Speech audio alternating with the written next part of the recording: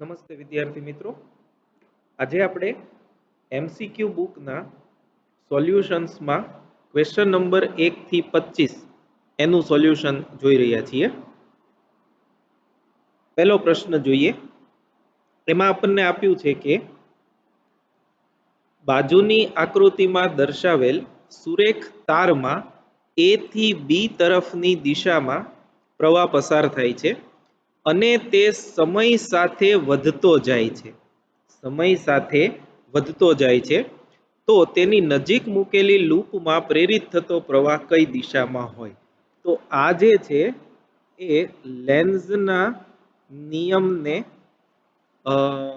લેન્ઝના નિયમ પરનો એમસીક્યુ છે.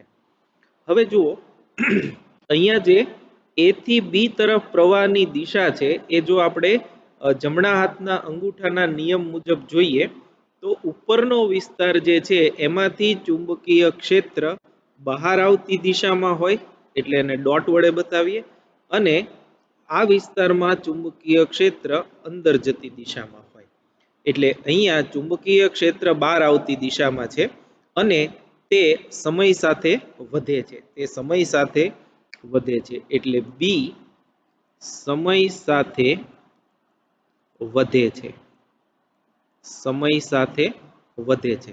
આથી લેન્ઝના નિયમ મુજબ પ્રેરિત વિદ્યુત પ્રવાહ એ રીતે હોય કે જેથી તેના વડે ઉદ્ભવતું ક્ષેત્ર આ બી ના વધારાનો વિરોધ કરે. તો આના વડે જે પ્રેરિત થતું ચુંબકીય ક્ષેત્ર છે એ આનો વિરોધ કરે એટલે એ કઈ દિશામાં હોય? તો કે ક્રોસની દિશામાં હોય અંદર જતું. તો એ ક્રોસની દિશા ક્યારે થાય? જો પ્રવાહ સમઘડી વહેતો હોય તો. જો સમઘડી વહેતો હોય તો અંદર જતું ચુંબકીય ક્ષેત્ર મળે એટલે પ્રવાહ બી ના વધારાનો વિરોધ કરે એટલે કે પ્રેરિત પ્રવાહ નું ચુંબકીય ક્ષેત્ર અંદર જતી દિશામાં હોય અને તેથી પ્રવાહ સમઘડી હોય. જો બહુ સરસ એમસીક્યુ છે. લેન્ઝનો નિયમ તમને આવડતો હોય તો અને તો જ તમે આને સોલ્વ કરી શકો. હવે અહીંયા ધારો કે તમને વધતો જાય છે એમ કાઢી અને ઘટતો જાય છે એમ કે ઘટતો જાય છે તો આનાથી વિરુદ્ધ આવશે, કેમ કે ઘટે એટલે બી સમય સાથે ઘટે છે. એ ઘટાડાનો વિરોધ કરે એવી રીતે ચુંબકીય ક્ષેત્ર ઉત્પન્ન થાય એમ પ્રેરિત પ્રવાહ મળે છે. તો એમાં સમય સાથે ઘટે એટલે એનો વિરોધ એટલે પાછું વધે એટલે આ વિષમઘડી દિશામાં આવે. ઉપરાંત આની દિશા આ જે છે એ આમ હોય, અહીંયા એ અને અહીંયા બી, તો પણ જવાબ બદલાઈ જશે. એટલે 4 થી 5 શક્યતાઓ છે કે જેના કારણે તમને જવાબ જે છે એ જુદા જુદા મળી શકે. તો એ તમે એક ધ્યાનમાં રાખજો. સેકન્ડ આપણે જોઈ લઈએ. Second MCQ. એક ગૂંચળા સાથે સંકળાયેલ ચુંબકીય ફ્લક્સ એનું સૂત્ર આપ્યું છે phi બરાબર 4t⁴ 3t³ + 2t² + t-1. t સેકન્ડમાં 5 વેબરમાં છે તો 1 સેકન્ડ પર પ્રેરિત ઈએમએફ કેટલું થાય? તો આપણે એ ગણતરી કરીએ. બીજો એનું સોલ્યુશન. પ્રેરિત ઈએમએફ ફેરેડેના નિયમ મુજબ એપ્સિલોન બરાબર n × dφ/dt મૂલ્યમાં. અહીંયા તો કાંઈ n છે નહીં એટલે n ન લખો તો પણ ચાલશે. તો therefore એપ્સિલોન બરાબર d/dt of phi એ આપણને આપ્યું છે 4t⁴ + 3t³ + 2t + t-1. તો આનું વિકલન કરીએ તો એપ્સિલોન ઓફ ટી મળે, આ આવશે 16t³ વત્તા 3 ગુણ્યા 3 9 ટી સ્ક્વેર પ્લસ 2 પ્લસ 1, કેમ કે 2 ટી નું વિકલન 1 થાય અને અહીંયા ટી જે છે એનું 1 થાય, 2 એમને એમ રહેશે. આ જો આપણે બધી કિંમતો મૂકી દઈએ તો એ જવાબ આવશે 30 વોલ્ટ. અહીંયા એક સ્ટેપ વધુ લખું. ધેરફોર એપ્સિલોન 1 સેકન્ડે આપણને પૂછ્યું છે, તો 16 ઇન્ટુ 1 નો ક્યુબ વત્તા 9 1 નો વર્ગ વત્તા 2 વત્તા 1, આ બધાની આપણે ગણતરી કરીએ તો એ મળશે 30 વોલ્ટ. તો આ આપણો જવાબ થયો 30 વોલ્ટ જે છે એ જવાબ. ત્રીજો જે છે એ વિદ્યુત ભાર આપશે. કઈ રીતે એ પણ હું તમને સમજાવી દઉં. આ પણ એક અગત્યનો પ્રશ્ન છે. ક્વેશ્ચન નંબર 3 આપણે જોઈએ તો જુઓ, એપ્સિલોન બરાબર delta phi by delta t. આમ હું સમજાવું છું. Delta phi by delta t બંનેને આઈ થી ભાગી નાખીએ, 1/i, બરાબર છે. તો એપ્સિલોન બાય આઈ એ થશે આર બરાબર ડેલ્ટા ફાઈ બાય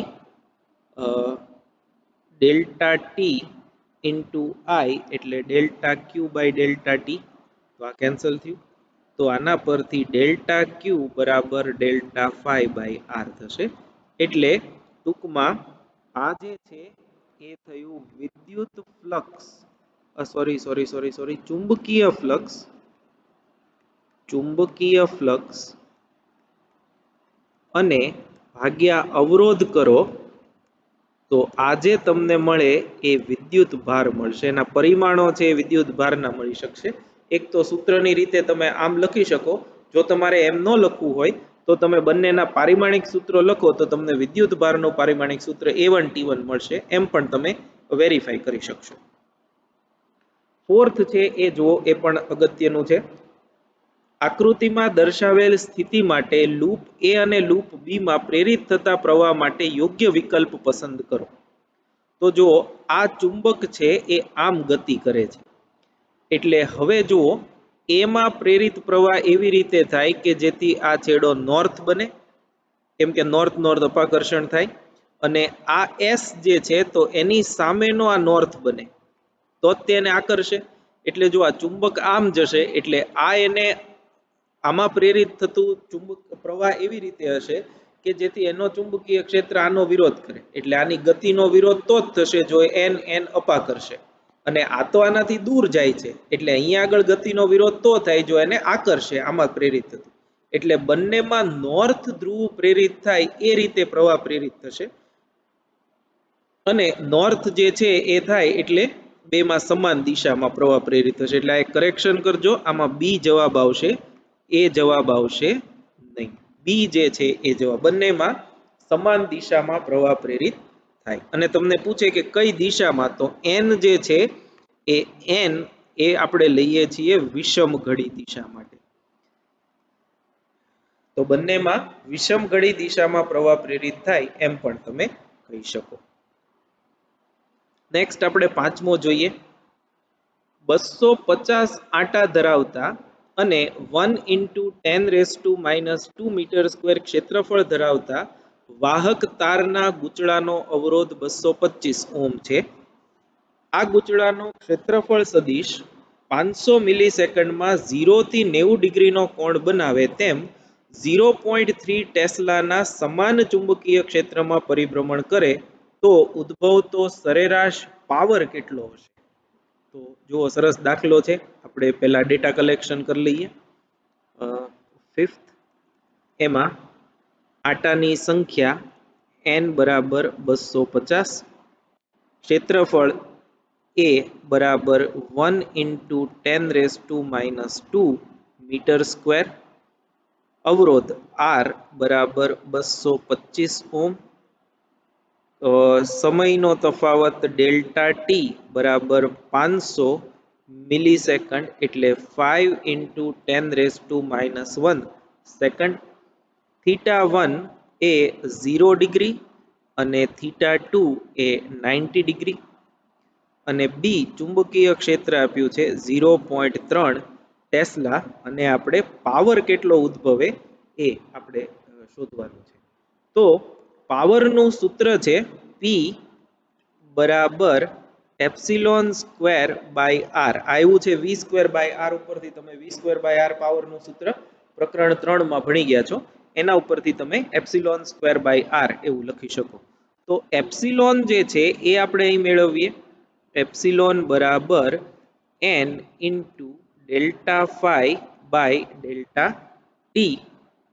અહીંયા આગળ માઇનસ જે છે એ નિશાની લેવી કે નહીં એ ઘણા બધા વિદ્યાર્થીઓને કન્ફ્યુઝન હોય છે. તો એ પણ તમને જણાવી દઉં કે જો delta phi by delta T નો જવાબ ઋણ આવે તો તમારે ઋણ નિશાની રાખવાની. જો ધન આવે તો છેલ્લે ઋણ નિશાની છે અને અવગણી નાખવાની અથવા તો મૂલ્ય લઈ લેવાનું. પણ એપ્સિલોન જે છે સામાન્ય રીતે આપણે ધન લઈએ છીએ.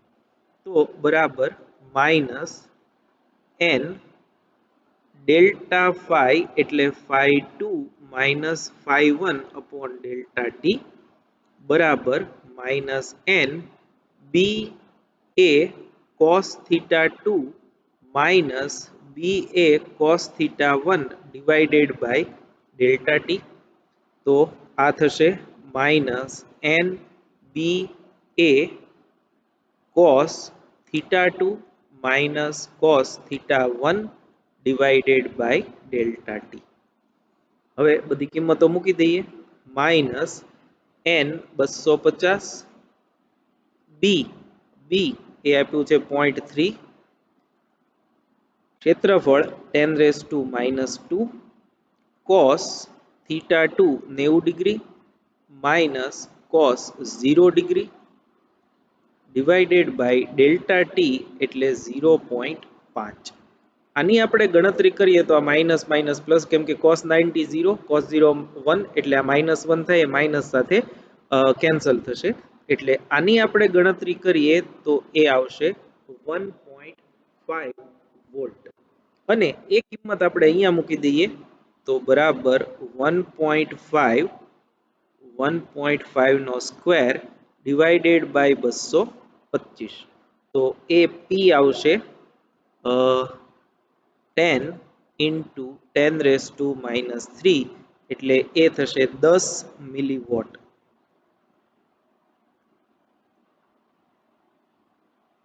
એટલે આ 10 મિલીવોટ એ આપણો જવાબ થશે. તો આ પાંચમાનો ઉકેલ થયો. છઠ્ઠો છે બહુ સરસ છે. જુઓ, આકૃતિમાં દર્શાવેલ પરિસ્થિતિ ધ્યાનમાં લો જેમાં એક તાર એ બી એટલે અહીંયા તમે નામ આપી દેજો, આ એ છે અને આ બી છે, અચળ ઝડપ v થી ગતિ કરી રહ્યો છે.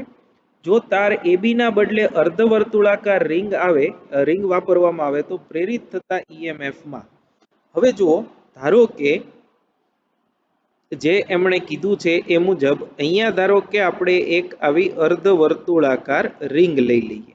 આમ અર્ધવર્તુળાકાર રિંગ લીધી તો પણ એની જે બે ભુજાઓ છે આ વિભાગ એ તો અંતર L જ થવાનું છે બે વચ્ચેનું, એટલે કે AB જેટલું જ છે. AB અંતર તો સેમ રહેવાનું છે. એટલે જે ચુંબકીય ક્ષેત્ર અને સમતલને લંબ હોય એ પરિસ્થિતિમાં L નહીં બદલાય એટલે પ્રેરિત EMF તમે જુઓ એપ્સિલોન બરાબર BLV ભણી ગયા છો મૂલ્યમાં ગતિકીય EMF. તો B નહીં બદલાય, L નહીં બદલાય, V નહીં બદલાય એટલે એનું એ જ રહેશે. એટલે કોઈ ફેરફાર થાય નહીં, પ્રેરિત EMF છે એ એનું એ જ રહેશે. સાતમો જુઓ, 25 આંટાવાળા 200 સેન્ટીમીટર સ્ક્વેર આડછેદનું ક્ષેત્રફળ ધરાવતા એક ગુચડાને 2 × 10⁻² ટેસ્લાના ચુંબકીય ક્ષેત્રમાં ક્ષેત્રને લંબ રૂપે મૂકેલ છે. ક્ષેત્રને લંબ રૂપે હોય એટલે એનો ખૂણો જે છે એ 0 ડિગ્રી થશે. cos થીટામાં થીટા બરાબર 0 ડિગ્રી. ગુચડાને t સમયમાં ક્ષેત્રની બહાર કાઢી લેવામાં આવે ત્યારે પ્રેરિત EMF 0.1 વોલ્ટ હોય તો t બરાબર કેટલું થાય? તો અગેન આપણે એનું એક સૂત્ર વાપરશું. અહીંયા આગળ હું ગણું છું. સાતમો પ્રશ્ન, ડેટા કલેક્શન કરી લઈએ. n બરાબર 50, આડછેદનું ક્ષેત્રફળ A બરાબર 200 સેન્ટીમીટર સ્ક્વેર બરાબર 200 ગુણ્યા 10⁻⁻⁴ મીટર સ્ક્વેર. ચુંબકીય ક્ષેત્ર બી એ છે 2 ઇન્ટુ 10⁻² ટેસ્લા. ટી સમયમાં બહાર કાઢી લેવામાં આવે જે આપણે ગોતવાનું છે. અને સરેરાશ પ્રેરિત ઈએમએફ એપ્સિલોન 0.1 વોલ્ટ છે. તો આની ગણતરી કરીએ. એપ્સિલોન બરાબર minus N delta phi by delta t પરથી ડેલ્ટા ટી બરાબર માઇનસ એન ડેલ્ટા ફાઈ ના છેદમાં epsilon. Therefore t delta t જે છે ટી જેટલું છે માઇનસ એન ડેલ્ટા ફાઈ એ થશે બી એ B2A2 માઇનસ B1A1 અપોન એપ્સિલોન બરાબર માઇનસ એન જે છે એ 50 આપ્યું છે. B2A2 માં B2 0 છે એટલે A2 નો કાંઈ અર્થ નથી, એ તો એનું એ જ રહેશે. Minus b 2 into 10⁻² into A1 એ 200 ઇન્ટુ 10⁻⁴ ડિવાઇડેડ બાય એપ્સિલોન થયું 0.1. આની જો તમે ગણતરી કરી અને જો જવાબ મેળવો તો એ આવે છે 0.1 સેકન્ડ. એટલે અહીંયા જે 0.1 સેકન્ડ જવાબ આપ્યો છે એ એનો સાચો ઉકેલ આવશે. નેક્સ્ટ જો એમાં પણ એક્ઝેક્ટ સેમ છે. 8મો દાખલો. એક બુચડામાં આટાની સંખ્યા 800, આડછેદનું ક્ષેત્રફળ 0.05 મીટર સ્ક્વેર અને તેને 4 ઇન્ટુ 10⁻⁵ વેબર પર મીટર સ્ક્વેરના ક્ષેત્રને લંબ રૂપે મૂક્યું છે. આ સ્થિતિમાંથી તેને 0.1 સેકન્ડમાં 90 ડિગ્રીનું ભ્રમણ આપીએ તો એમાં પ્રેરિત થતું સરેરાશ ઈએમએફ કેટલું? તો એ તમે આ સૂત્ર પરથી મેળવી શકો. તમને હું સૂત્ર લખી દઉં. આટલા બધા આપણે એમસીક્યુ કરીએ એટલે ગણતરી છે તમે જાતે કરી લેજો. તો એપ્સિલોન બરાબર minus N into delta phi minus N delta phi by delta T બરાબર minus N B A cos theta 2 minus cos theta 1 divided by delta T. તો થીટા 2 છે એ 90 ડિગ્રી, થીટા 1 છે એ 0 કેમ કે પહેલા એક ક્ષેત્રને લંબરૂપે છે. એન બી અને એ આપેલું છે, બધી ગણતરી કરી અને કિંમત મૂકો એટલે 0.016 વોલ્ટ એ જવાબ છે એ આવી જશે. ત્યારબાદ નેક્સ્ટ 9મો દાખલો આપણે જોઈએ. એકબીજાને સમાંતર રહેલી બે સમાન લૂપમાંથી એક જ દિશામાં સમાન પ્રવાહ વહે છે. તેમની વચ્ચેનું સાપેક્ષ અંતર વધારતા તેમાં વહેતો પ્રવાહ બંને લૂપમાં વધે છે કારણ કે સાપેક્ષ અંતર ઘટે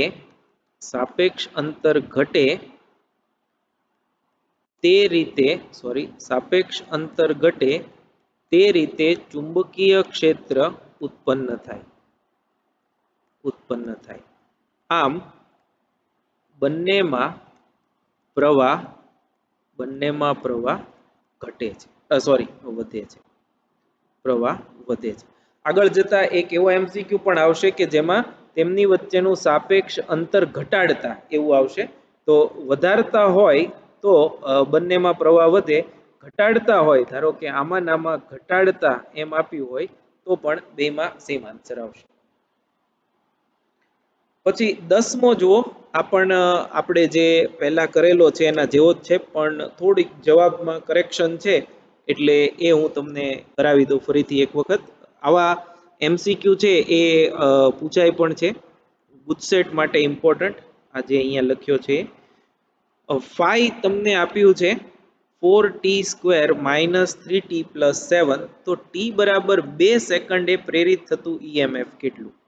તો એપ્સિલોન બરાબર ડી ફાઈ બાય ડીટી મૂલ્યમાં માઇનસ નો લઈએ તો એપ્સિલોન બરાબર d by d phi of t d by dt of phi 4t square minus 3t plus 7 બરાબર વિકલન કરીએ તો આ 8t આવશે માઇનસ 3 બાકીનું બધું છે એ શૂન્ય થશે તો એપ્સિલોન 2 સેકન્ડે 8 ગુણ્યા 2 માઇનસ 3 એટલે આ 16 ઓછા 3 એટલે કે 13 વોલ્ટ આવશે 13 વોલ્ટ એટલે અહીંયા તમે કરેક્શન કરી નાખજો આ જે 21 વોલ્ટ છે કાઢી નાખો અને ત્યાં ડી કરી નાખો 13 વોલ્ટ જવાબ છે એમાં સુધારો છે બાકી મેથડ આપણે જે હમણાં દાખલા નંબર તમને કહું 2 કર્યો પ્રશ્ન નંબર 2 કર્યો એની જેમ જ વિકલન કરી એમાં ટી ની કિંમત મૂકો એટલે એ સમયે પ્રેરિત થતું ઈએમએફ તમને મળી જશે નેક્સ્ટ જુઓ 11મો પ્રશ્ન એમાં તમને એક આર ત્રિજ્યાની રિંગ આપી છે આર ત્રિજ્યાની રિંગ અને એમાં પ્રેરિત થતું ઈએમએફ કેટલું છે એ તમારે ગણતરી કરી અને કહેવાનું છે તો જુઓ આકૃતિમાં દર્શાવ્યા મુજબ આર ત્રિજ્યાની રિંગ તેના વ્યાસમાંથી પસાર થતી અક્ષને અનુલક્ષીને એટલે કે આમ ઓમેગા જેટલી કોણીય ઝડપથી ભ્રમણ કરે છે ચુંબકીય ક્ષેત્ર રિંગના સમતલને લંબ છે એટલે આપણે દર્શાવવું હોય તો આમ દર્શાવી શકીએ ધારો કે આપણે અંદર જતી દિશામાં લઈએ તો આ જે છે એ ચુંબકીય ક્ષેત્ર છે એમ કહેવાય ચુંબકીય ક્ષેત્ર બી આટાની સંખ્યા 20 આપી છે તો રિંગમાં પ્રેરિત થતું ઈએમએફ શોધો કેટલું હોય તો એ આપણે અહીંયા હું સોલ્યુશન લખું છું ક્વેશ્ચન નંબર 11 એપ્સિલોન બરાબર minus n d phi by dt આમ થશે બરાબર minus n d by dt of flux જે છે એનું સૂત્ર થયું બી એ કોસ ઓમેગા ટી કારણ કે થીટા બરાબર ઓમેગા ઇન્ટુ ટી કારણ કે ઓમેગા બરાબર થીટા બાય ટી તમે ભણી ગયા છો કોણીય ઝડપ એટલે કોણીય સ્થાનાંતર ભાગ્યા સમય તો થીટા બરાબર ઓમેગા ઇન્ટુ ટી થાય તો ધેરફોર એપ્સિલોન બરાબર માઇનસ એન બી અને એ તો કોન્સ્ટન્ટ છે બદલાય છે શું ખાલી ઓમેગા કેમ કે એ ભ્રમણ કર્યા કરે છે એ પ્રમાણે થીટા છે એ બદલાશે તો કોસનું વિકલન minus sign omega T into omega કારણ કે અહીંયા હજી લખી દઉં કારણ કે કોસ થીટા નું વિકલન માઇનસ સાઇન થીટા થાય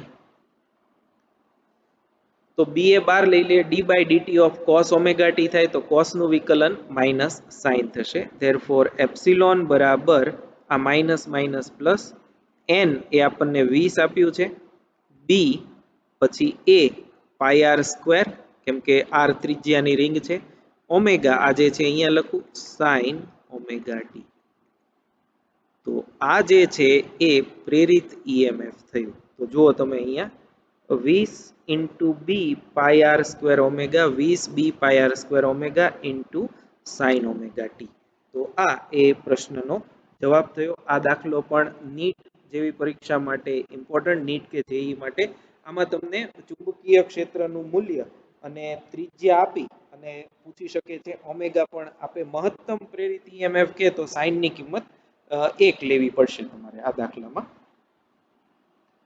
તો એ પણ એક તમારે ધ્યાન રાખવાનું નેક્સ્ટ જો 12મો પ્રશ્ન આ પણ ઇમ્પોર્ટન્ટ નીટ માટે આ જે છે એ પણ નીટ જેવી પરીક્ષા માટે ઇમ્પોર્ટન્ટ 7.5 મિલીમીટર ત્રિજ્યાવાળા લોખંડના સળિયા પર તાર વીંટાળીને 600 મિલીમીટર લંબાઈ અને 50 આંટાવાળો સોલેનોઇડ રચેલ છે જો લોખંડની સાપેક્ષ પરમેબિલિટી 600 હોય અને જ્યારે સોલેનોઇડમાંથી વહેતો પ્રવાહ 3 એમ્પિયર હોય તો તેમાંથી પસાર થતું ચુંબકીય ફ્લક્સ કેટલું થાય તો જુઓ આ સરસ છે. ચુંબકીય ફ્લક્સ 12મો પ્રશ્ન. ચુંબકીય ફ્લક્સ phi બરાબર NBA બરાબર n. સોલેનોઇડ માટે B mu 0 Ni into A બરાબર n into mu 0 n by L into A into mu 0 n by L into I into A. તો phi ફ્લક્સ થશે mu 0 n square IA divided by L જ્યારે માધ્યમ તરીકે હવા હોય તો. જો માધ્યમ તરીકે બીજું કાંઈ હોય તો આપણે મ્યુ 0 ના બદલે અહીંયા મ્યુ લખવું પડે, mu n square IA divided by L અને બરાબર mu 0 into mu R n square IA by L. આવું એટલા માટે લખી શકાય કારણ કે મ્યુ બાય મ્યુ 0 બરાબર મ્યુ આર છે. સાપેક્ષ પરમેબિલિટી આપણે 5મા પ્રકરણમાં જોયું એ પ્રમાણે mu by mu 0 mu R થાય, તો મ્યુ એની બદલે આપણે મ્યુ આર ઇન્ટુ મ્યુ 0 એમ લખી શકીએ. હવે બધા ડેટા મૂકી દઈએ. phi બરાબર mu 0 4 pi into 10⁻⁻⁷. Mu R એ આપણને આપી છે 600, પરમેબિલિટી 600 આપી છે. n સ્ક્વેર આટાની સંખ્યા 50 એટલે અહીંયા આગળ આવશે 50 નો વર્ગ.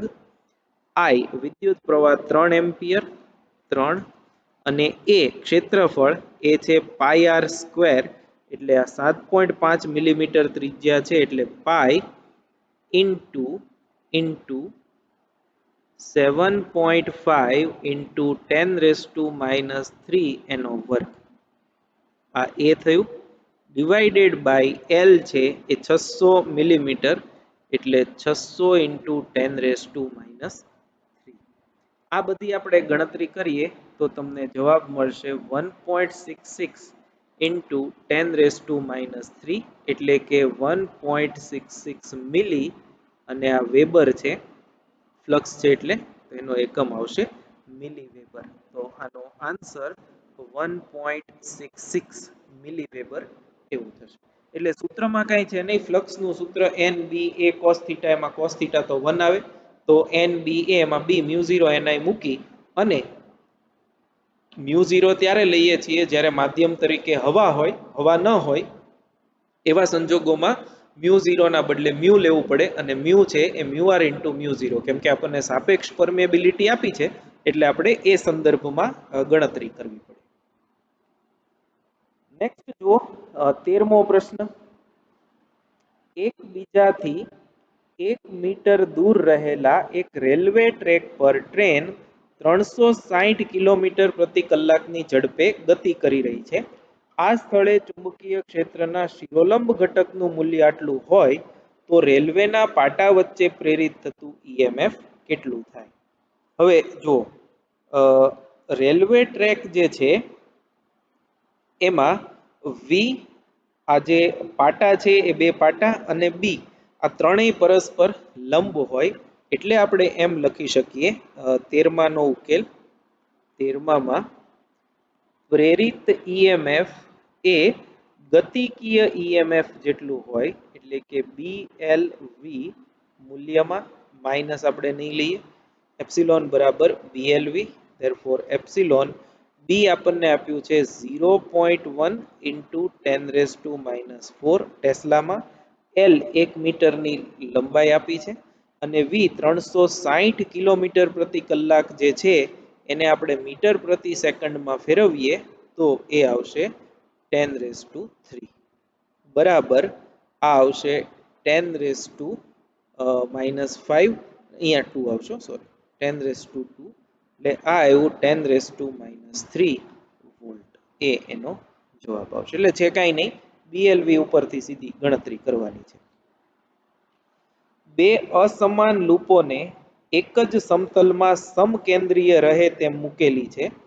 બહારની લૂપમાં પ્રવાહ સમઘડી દિશામાં વહે છે અને તે સમય સાથે વધે છે, તો અંદરની લૂપમાં પ્રેરિત થતો પ્રવાહ કઈ રીતે હોય? તો આ જે છે એ લેન્ઝના નિયમ પરનો પ્રોબ્લેમ છે. તો જુઓ, તમને હું સમજાવું કેવી રીતે કરવાનું. આ ધારો કે બહારની લૂપ છે. બહારની લૂપમાં પ્રવાહ જે છે એ સમઘડી દિશામાં આમ વહી રહ્યો છે.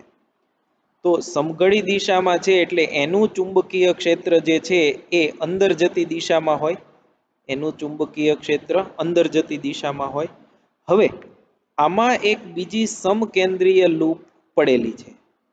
તો આમાં અંદર જતી દિશામાં પ્રવાહ સમય સાથે વધે છે, એટલે એનો વિરોધ કરે એટલે બહારની દિશામાં આનું ચુંબકીય ક્ષેત્ર હોય. તો એ બહારની દિશામાં ચુંબકીય ક્ષેત્ર ક્યારે હોય? જ્યારે આના કરતા વિરુદ્ધ પ્રવાહ હોય ત્યારે. તો આમાં જે પ્રવાહ મળે એ વિષમ ઘડી દિશામાં હોય. વિષમ ઘડી દિશામાં હોય એટલે સી જવાબ આવશે.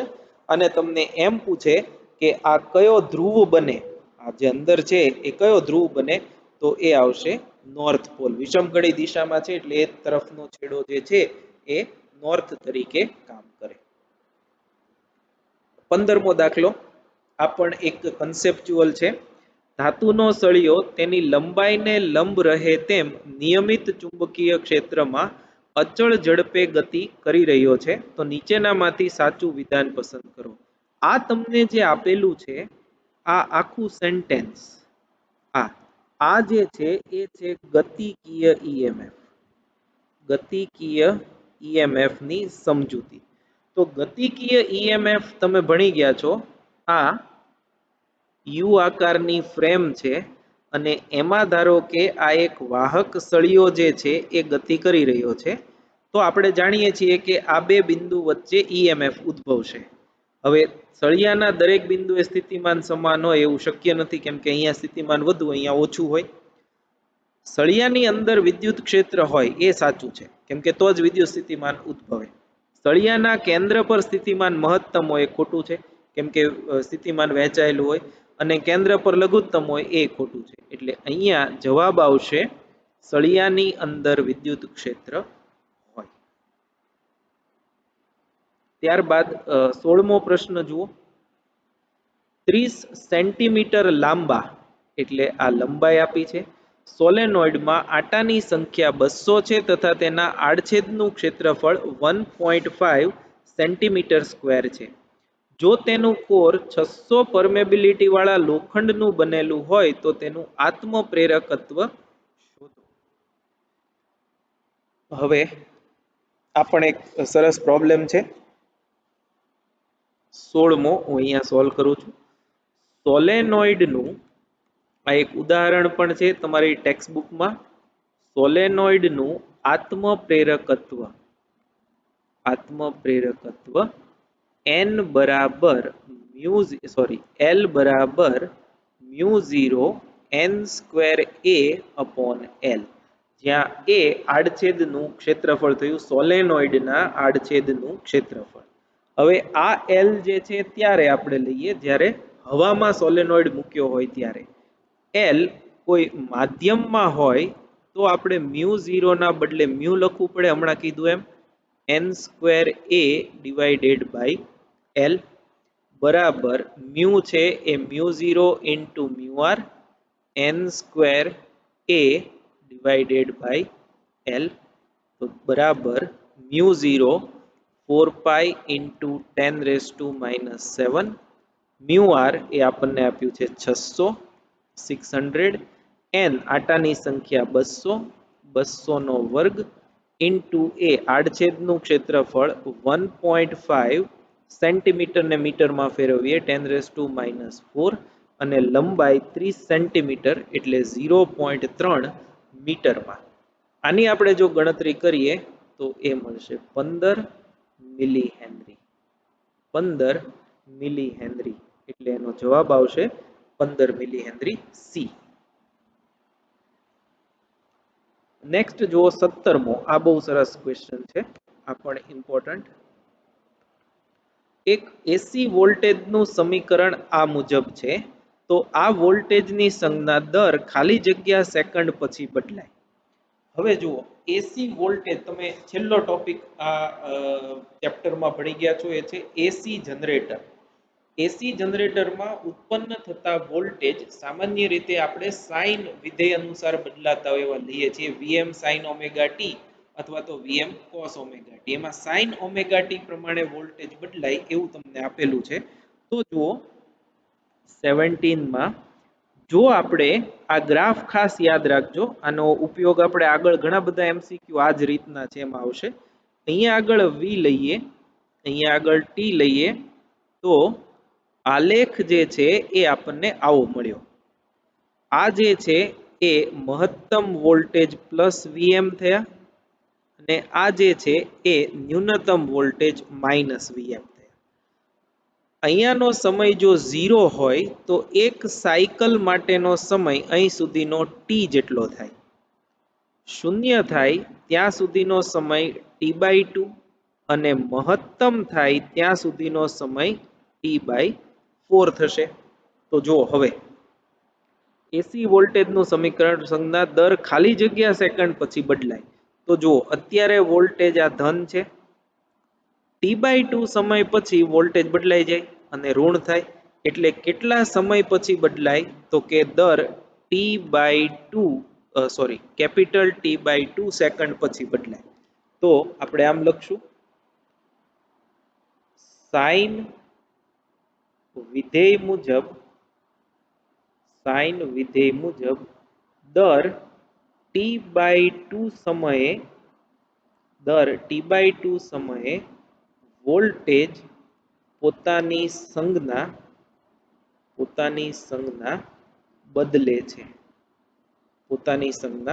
બદલે છે. Therefore સમય જે આપણને પૂછ્યો છે એ થશે T/2.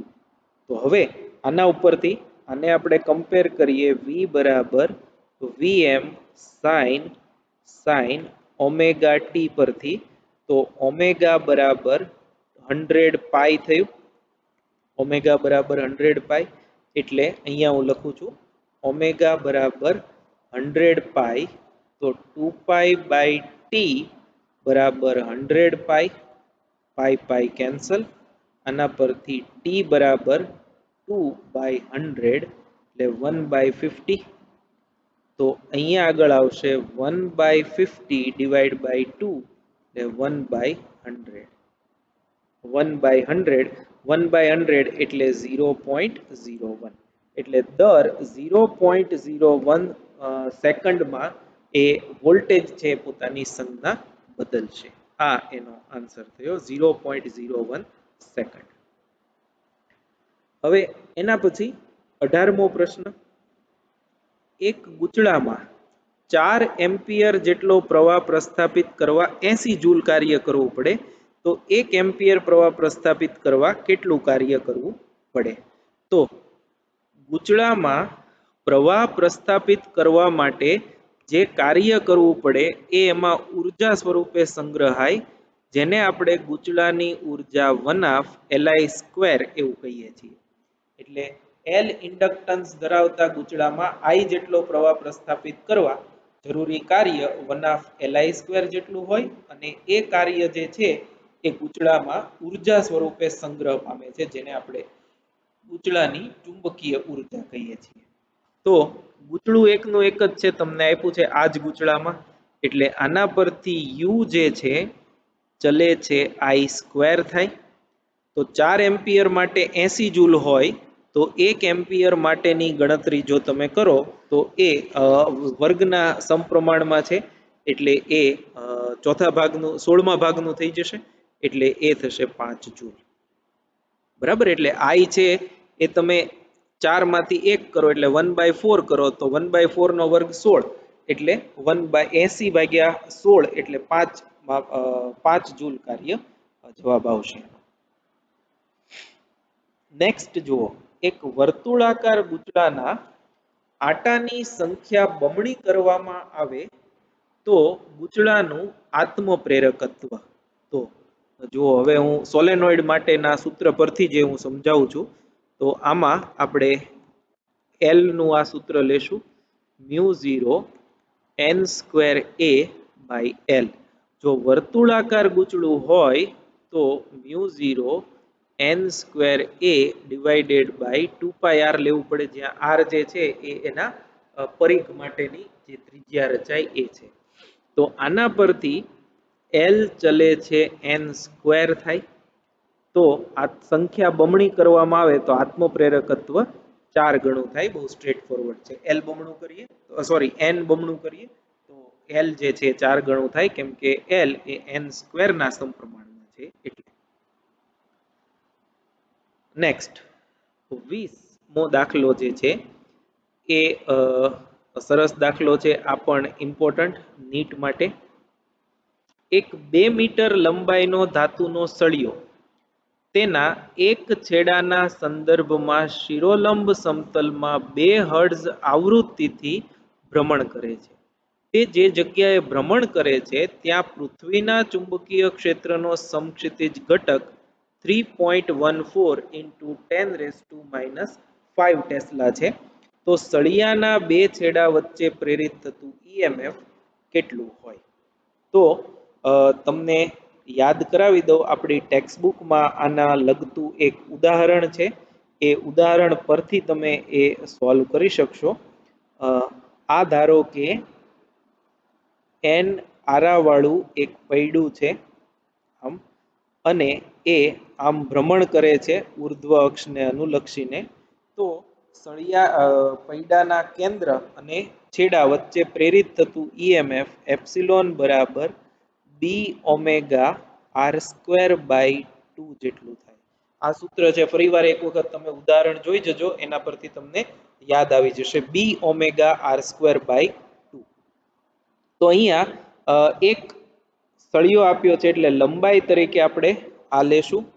તો તમે જુઓ બી ઓમેગા એટલે 2πf, આર ની બદલે સળિયાની લંબાઈ એલ લઈએ સ્ક્વેર બાય 2 બરાબર બી એ તમને આપ્યું છે 3.14 into 10⁻⁵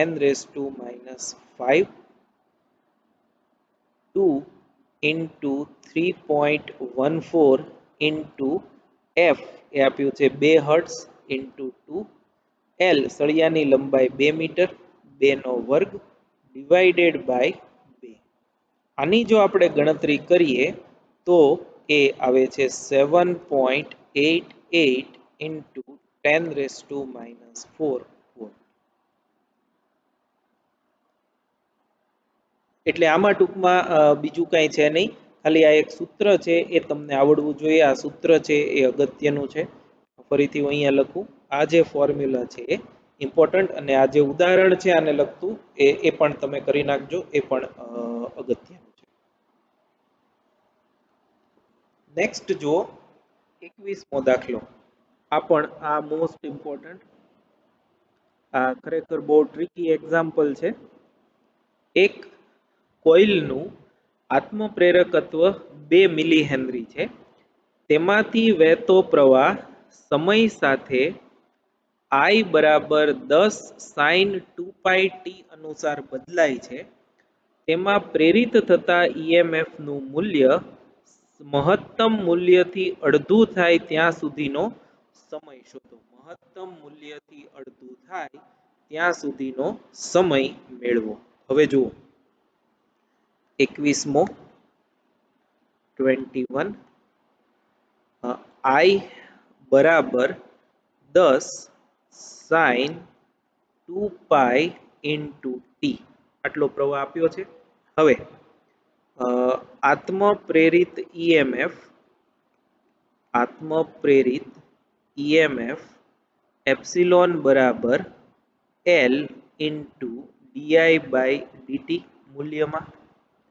આત્મપ્રેરિત EMF નું સૂત્ર L into di by dt, જ્યાં L ગૂંચળાનું આત્મપ્રેરકત્વ છે. Therefore એપ્સિલોન બરાબર L, હું એમનેમ રાખું છું, બે મૂકતો નથી, d by dt of 10 sin 2π into t, 10 sin 2πt બરાબર L ઇન્ટુ 10 12 આવશે. સાઇન નું વિકલન cos 2 પાઈ ટી ઇન્ટુ 2 પાઈ, ટી ની સાથે જે ગુણાયેલું હોય એ 12 આવશે. therefore એપ્સિલોન બરાબર 10 ઇન્ટુ 2 પાઈ એટલે 20 પાઈ L ઇન્ટુ cos 2 પાઈ ટી. આ ટી સમયે ગૂંચળામાં પ્રેરિત ઈએમએફ થયું. હવે આ ઈએમએફ નું મહત્તમ મૂલ્ય એપ્સિલોન મેક્સ બરાબર 20 પાઈ L, કારણ કે ટી બરાબર 0 લઈએ તો cos ની કિંમત મહત્તમ થાય, cos 0 શૂન્ય, cos 0 1 થાય, એટલે તો ટી બરાબર 0 સમયે મહત્તમ મૂલ્ય મળે જે કેટલું હોય 20 પાઈ L જેટલું. હવે તમારે જો બરાબર પ્રશ્ન વાંચો, પ્રેરિત ઈએમએફ નું મૂલ્ય મહત્તમ મૂલ્યથી અડધું થાય ત્યાં સુધીનો સમય ગોતો. એટલે તમારો પ્રશ્ન એવો છે કે ટી મેળવવાનું છે ક્યારે, કે જ્યારે એપ્સિલોન છે એ એપ્સિલોન મેક્સ કરતા અડધું થાય ત્યારે. તો એપ્સિલોન એ છે 20 pi L cos 2 pi into T બરાબર epsilon max 20 pi L divided by 2 એટલે 20 pi L cancel. therefore cos 2 pi into T બરાબર 1/2. હવે cos ની કિંમત 1/2 ક્યારે હોય, જ્યારે ખૂણો છે એ 60 ડિગ્રી હોય ત્યારે.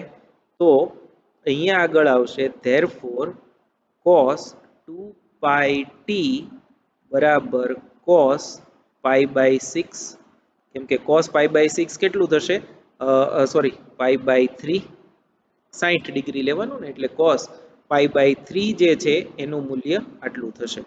તો બંને બાજુ cos ઇન્વર્સ લઈએ તો 2 પાઈ ટી બરાબર પાઈ બાય 3, પાઈ અને પાઈ કેન્સલ થાય, તો ટી બરાબર 1/6 સેકન્ડ. તો 1/6 સેકન્ડ પછી 1/6 સેકન્ડ પછી 1/6 સેકન્ડ પછી પ્રેરિત થતા ઈએમએફ નું મૂલ્ય મહત્તમ મૂલ્ય કરતા અડધું થાય. મહત્તમ મૂલ્ય કરતા અડધું થાય ત્યાં સુધીનો સમય એ કેટલો થશે 1/6 સેકન્ડ. એટલે આ ઇમ્પોર્ટન્ટ છે, ફરીથી એક વખત તમે જોઈ જજો. કોસ અને સાઇન એના ઉપરથી જ તમને જવાબ મળી જશે. ત્યારબાદ 22મો પ્રશ્ન જુઓ. 0.5 મીટર લંબાઈનો વાહક સળિયો 36 કિલોમીટર પ્રતિ કલાક ના વેગથી 2 ટેસ્લાના ચુંબકીય ક્ષેત્રમાં ગતિ કરી રહ્યો છે. વાહકનો વેગ પોતાની લંબાઈને તથા ચુંબકીય ક્ષેત્રને લંબ છે, એટલે પ્રેરિત ઈએમએફ એપ્સિલોન બરાબર બીએલવી આપણે લઈ શકીએ. અને સળિયામાં પ્રેરિત પ્રવાહ 10 માઇક્રો એમ્પિયર છે, તો ઉત્પન્ન થતો વિદ્યુત પાવર મિલીવોટમાં કેટલો? તો 22મો, સળિયામાં પ્રેરિત ઈએમએફ એપ્સિલોન બરાબર બીએલવી મૂલ્યમાં, therefore એપ્સિલોન બરાબર બી એ છે 2 ટેસ્લા, એલ 0.5 મીટર અને 36 કિલોમીટર પ્રતિ કલાક, એને આપણે મીટર પ્રતિ સેકન્ડમાં ફેરવીએ તો એ થશે 10. તો આ તમે જાણો છો એ મુજબ 10 ગુણ્યા 0.5 એટલે 5 ગુણ્યા 2 10 વોલ્ટ. અને પાવર તમને પૂછ્યો છે, પાવર P બરાબર એપ્સિલોન ઇન્ટુ આઈ, P બરાબર VI એવું સૂત્ર તમે ભણી ગયા છો એના પરથી. તો એપ્સિલોન છે એ 10 અને આઈ આપણને આપ્યો છે 10 માઇક્રો એમ્પિયર, એટલે 10 ઇન્ટુ 10 રેઝ ટુ માઇનસ 6, એટલે 10 રેઝ ટુ માઇનસ 4 વોટ, એટલે કે 0.1 મિલીવોટ. સહેલો દાખલો છે, પણ તમારે એપ્સિલોન બરાબર બીએલવી પરથી એપ્સિલોન ગોતી ત્યારબાદ પાવર મેળવવાનો છે, એટલો ખાલી એક ડિફરન્સ છે. 23મો જુઓ. આ પણ લેન્ઝના નિયમને લગતો પ્રશ્ન છે. લેન્ઝનો નિયમ એનો ઉપયોગ કરો એટલે તમને આવડી જશે. ધાતુની બનેલી બે આઇડેન્ટિકલ વર્તુળાકાર લૂપો એ અને બી એકબીજાને અડે નહીં તે રીતે એક ટેબલ પર મૂકેલી છે. લૂપ એ માંથી વહેતા પ્રવાહનું મૂલ્ય સમય સાથે વધે છે તો લૂપ બી એનું શું થાય?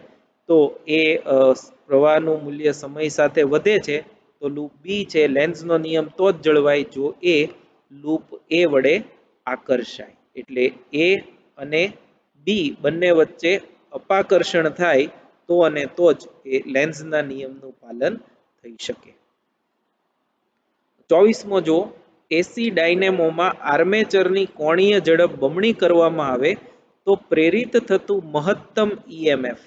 હવે પ્રેરિત થતા ઈએમએફ નું સૂત્ર છે V બરાબર NBA omega sign omega T. એમાં આ જે છે એ VM છે, VM બરાબર NBA ઓમેગા, અને આના ઉપરથી VM ચલે છે ઓમેગા, એટલે કોણીય ઝડપ બમણી થાય તો પ્રેરિત થતું મહત્તમ ઈએમએફ પણ બમણું થાય. બહુ સ્ટ્રેટ ફોરવર્ડ છે અને સહેલો દાખલો છે. સેકન્ડ 25 ફિફ્થ છેલ્લો આપણે જોઈ લઈએ. એક જ પાઇપમાંથી બનેલા બે સોલેનોઇડ સમઅક્ષીય રહે તેમ મૂકેલા છે. મોટા સોલેનોઇડના આડછેદનું ક્ષેત્રફળ 10 સેન્ટીમીટર સ્ક્વેર અને બંનેની સમાન લંબાઈ 20 સેન્ટીમીટર છે.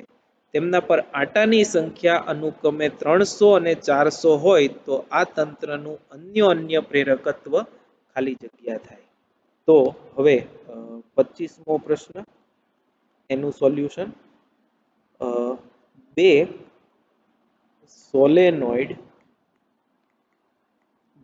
સોલેનોઇડના તંત્રનું અન્ય પ્રેરકત્વ આ પણ તમારી ટેક્સ્ટબુકમાં એક ઉદાહરણમાં આપેલું છે.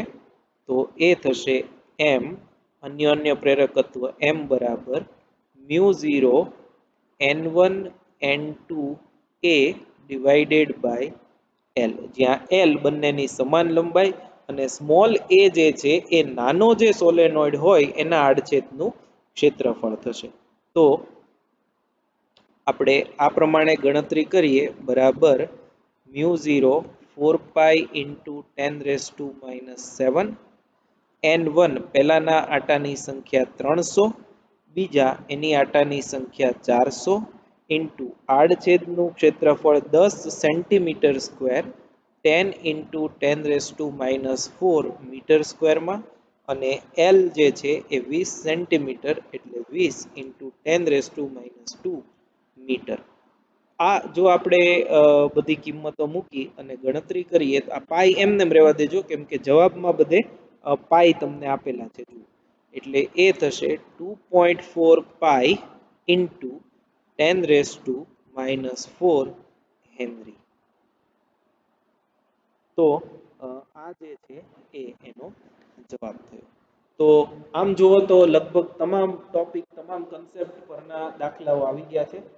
મેજોરિટી તમે જુઓ છો એમ ફેરેડેનો નિયમ એટલે કે ફ્લક્સનું ફોર્મ્યુલા n ઇન્ટુ d∅dt અને સોલેનોઇડ અને એના તંત્રનું જે આત્મપ્રેરકત્વ છે અને લેન્ઝનો નિયમ ખાસ તો એના ઘણા બધા વધારે MCQ છે. આવતા લેક્ચરમાં આપણે આગળના જે 25 MCQ છે 26 to 50 એનો અભ્યાસ કરીશું. Thank you very much.